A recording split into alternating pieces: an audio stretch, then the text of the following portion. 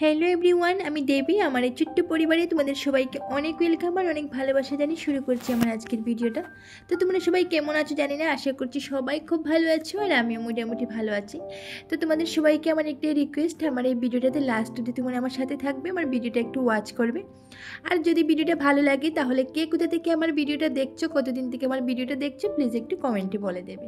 তো চলো আজকের ভিডিওটা এখান থেকে শুরু করি।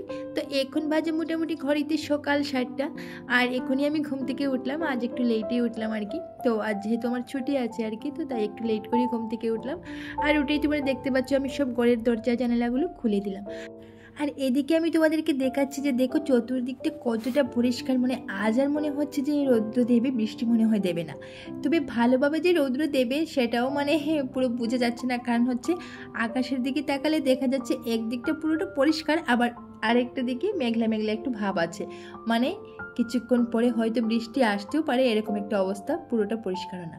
তো তারপরে গেলাম আমি ড্রেসটা চেঞ্জ করে আসলাম, মানে বাসির ড্রেসটা একটু চেঞ্জ করে তারপর আসলাম। আর এসে চুলটা হালকা আঁচড়ে নিলাম। এবার চলে গেলাম রান্নাঘরে একটু ব্রেকফাস্ট বানাবো বলে।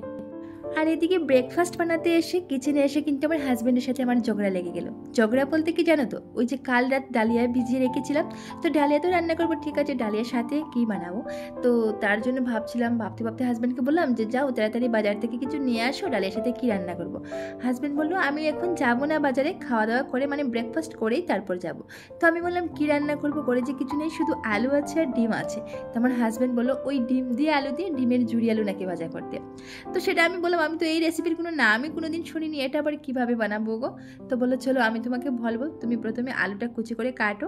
তো আলুটা কাটলাম, তারপরে বললো প্রথমে আলুটা ফ্রাই করে নিতে। তো আমিও আলুটা ফ্রাই করে নিলাম।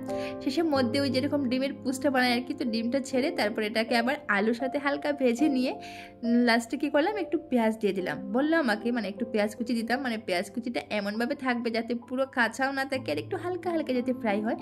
তো ওর কথা মতো আমি বানালাম। তারপর বললো এটা ওর দেওয়া রেসিপি, মানে ও আমাকে বললো এটার নাম হচ্ছে ডিম আলুর ঝুরি ভাজা। তো যাই হোক বানিয়ে তো নিলাম, খেতে তেমনটা খারাপ হয়নি, টেস্টি হয়েছে। তো ডালিয়ার সাথে আজকে আমাদের ছিল ডিম আলুর ঝুরি ভাজাটা। তো এটা দিয়ে ব্রেকফাস্ট হয়েছিল। তারপরে আমার হাজব্যান্ড মশাই গেল বাজারে। আর এদিকে দেখো বাজার থেকে নিয়ে এসেছে কিছু ফল, ওই আম আনারস এগুলো নিয়ে এসেছে, আর এনেছে চিকেন। আর চিকেনের সাথে যেগুলো লাগবে আর কি ওগুলো এনেছে, পেঁয়াজ রসুন লঙ্কা, আর তারপরে কিছু সবজি এনেছে। আচ্ছা সবজিটা তোমাদের সাথে শেয়ার করলাম না। তো চিকেনটা প্রথমে আমি ধুয়ে নিলাম। আর চিকেন কেন আনলো সেটা মানে একটা কারণ আছে, তো তাই এনেছি আর কি। এমনিতে চিকেন আমরা চিকেন বলতে কি চিকেন মাটন এমনিতে একটু মানে প্রবলেম আছে আমাদের, তাই বলে বেশি খাই না, মধ্যে মধ্যে খাই। তবে আজ আনার একটা কারণ আছে, মানে আজ আমাদের বাসায় একজন অতিথি আসবে আর কি। তো ওর জন্য আনা আর কি আজকের চিকেনটা। এমনিতে যতটুকু পারি আমরা ওই চিকেন মটন মানে এগুলো একটু কমই খাই, কারণ প্রথমেই বললাম তোমাদের আমাদের দুজনের একটু প্রবলেম আছে, ওগুলো মানে খাওয়ার ডক্টর একটু মানা করেছে আর কি, তাই বলে একটু কমই খাই, মাছটা একটু বেশি খাই। তো আজ অতিথির জন্যই আনা। তো তোমরা দেখলে আমি চিকেনটা প্রথমে ধুয়ে নিলাম, আর এবার এগুলোকে একটু ম্যারিনেট করে রেখে দিব। তো এখানে দেখেছো তোমরা আমি নুন দিয়েছি, হলুদ লঙ্কা গুঁড়ো, তারপরে পেঁয়াজ, তারপরে ওই আদা রসুনের পেস্ট সবটা দিয়ে ভালো করে একটু ম্যারিনেট করে তারপরে রেখে দিলাম। আর এবার আলুগুলোকে একটু হালকা ফ্রাই করে নিলাম। আর জানো তো আলুটা হালকা ফ্রাই করলে কিন্তু বেশ টেস্ট হয়। আর দেখেছো তোমরা আমি এখানে একটু পেঁয়াজ দিয়ে তারপরে মাংসটা ফোড়ন দিয়ে দিলাম। মানে আমি কি করি জানো তো, সবসময় মানে ওই তোমাদের কি বলবো, আর প্রথমে বলেছি যে সব সময় তেল মশলাগুলো মানে একটু কম করেই দেই, কারণ হচ্ছে একটু কোলেস্ট্রলের প্রবলেম আছে আমাদের, আরও অনেক সমস্যা আছে, যাই বলে মানে তেল মশলা বলো সব কিছু একটু কম করে দিয়ে আমাদেরকে খেতে হয়, সেটা মাংস হোক আর যেটাই হোক। তাই বলে তোমরা হয়তো আমার মাংসের মধ্যে দেখতে পারবে যে কালারটা কিন্তু একটু কম আসে, কেন জানো তো, ওই যে গুঁড়া যেটা মশলা যেটা আছে, মানে লঙ্কা গুঁড়ো বলো আর যে কোনো মানে গুঁড়ো মশলা, ওটা আমরা একটু কম পরিমাণে ব্যবহার করি। বিশেষ করে লঙ্কা গুঁড়োটা মানে একটু কম পরিমাণে দিই। তো তাই বলে কালারটা একটু কমই আসে। সেটা যে কোনো সবজি হোক, মাংস হোক বা মাছ হোক বা যে কোনো সবজিতেই আমরা মানে কাঁচা লঙ্কাটা একটু বেশি করে দিই। আর এই যে দেখো আমাদের অতিথি চলে এসেছে। তো এই যে গলিমলুটা দেখতে পাচ্ছ ওটা হচ্ছে আমার দিদির ছেলে। তো কদিন ধরে আমার হাজব্যান্ডকে ফোন করছে আর কি, মেশো আমাকে এসে নিয়ে যাও, আমার খুব ইচ্ছে করছে তোমাদের ঘরে আসতে। আর আজ ওর স্কুলও বন্ধ ছিল, তো তাই মানে আমার হাজব্যান্ড গেলো আর কি, গিয়ে ওকে নিয়ে আসলো। আর এদিকে আমি চিকেন রান্না করছিলাম। এদিকে রান্না করতে করতে হঠাৎ আমার এক জিজু আসলেন। তো ওই জিজু কিন্তু চিকেন খায় না। আর চিকেন খায় না বলতে, যে চুলাতে চিকেন রান্না করা হয় ওই চুলাতেও কিন্তু খায় না, মানে মানা আছে আর কি। তো ওকে তো আর ওই চুলাতে আমি চা বানিয়ে দিতে পারবো না, তাই বলে ওদেরকে একটু ফল কেটে দিলাম আর কি।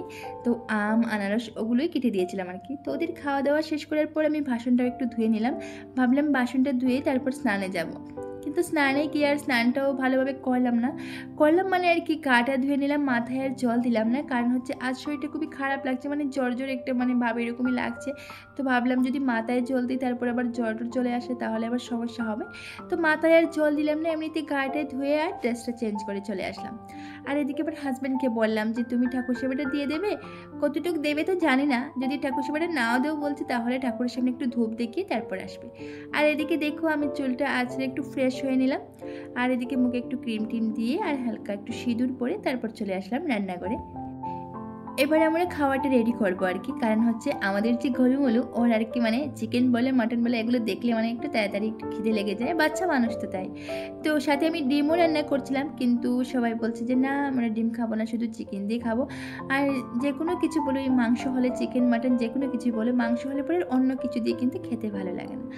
আর এদিকে ভাতটা দেওয়ার পর ও কিন্তু আমার দিকে তাকিয়ে থাকছে, আমি তো কিছু বুঝতে পারলাম না ব্যাপারটা কেন খাচ্ছে না। তারপর বলছে আমি মাখতে পারবো না। ওকে দেখতে অনেকটাই বড় লাগছে, কিন্তু যতটা বড় লাগছে ততটা বড় তো নয়ও। এই ধরো ক্লাস 3তে মনে হয় পড়ে। এমনিতে বড় হয়ে গেছে আর কি, একটু হেলদি, তবে কিন্তু মানে এজটা একদমই কম, যে এখনও মানে ভাতটা মেখে খেতে পারে না, বুঝতেই পারছো। তো ওকে আমি একটু মেখে দিলাম, তো এবার খাচ্ছে। ভালো করে বলতে পারো মেখেও ভাত খেতে পারে না, মা ওকে মেখে দেয় আর কি। তো খাওয়া দাওয়া শেষ করে একটু রেস্ট নিলাম আর কি। রেস্ট নেওয়ার পর ও বললো ওকে ঘরে নিয়ে দিতে। আমি বললাম তোমার মেশো তোমাকে নিয়ে দেবে? বললো না মাসি তোমাকেও যেতে হবে, তুমি যাবে একটু সময় আমাদের করে বসবে তারপর তুমি চলে আসবে। তো ওর কথা মতো আমি বারবার না বলছিলাম যে আমার শরীরটা ভালো লাগছে না, আমার জ্বর জ্বর লাগছে। বলছে না তুমি শুধু যাবে আর আসবে। তো বাচ্চা মানুষ তো বারবার বলছিল, তাই না করে আর পারলাম না, গেলাম আর কি। তো যাওয়ার পর দিদির সাথে কিছু কথা বললাম, মানে এমনিতে বসে কিছু কথা বললাম আর কি, তারপর আমরা করে চলে আসলাম। তো বন্ধুরা আমার আজকের ভিডিওটা ছিল এই পর্যন্তই। যদি আজকের ভিডিওটাতে তোমাদের একটু কিছু ভালো লেগে থাকে তাহলে অবশ্যই একটু লাইক করবে, কমেন্ট করবে, শেয়ার করবে। তার পাশাপাশি যারা এখনও চ্যানেলটা সাবস্ক্রাইব করোনি প্লিজ চ্যানেলটা সাবস্ক্রাইব করে আমাদের পাশে থাকবে। আর যদি ফেসবুক পেজ থেকে দেখো তাহলে অবশ্যই পেজটা ফলো করে দেবে। তো আজকের মতো ভিডিওটা এখানেই এন্ড করছি। সবাই খুব ভালো থাকো, সুস্থ থাকো, আর তোমাদের পরিবারের সকলকে নিয়ে ভালো থাকো। তো খুব তাড়াতাড়ি দেখা হচ্ছে নেক্সট দিনে আরেকটি নতুন ভিডিওর সাথে। তো আজকের মতো তোমাদের সবাইকে টাটা।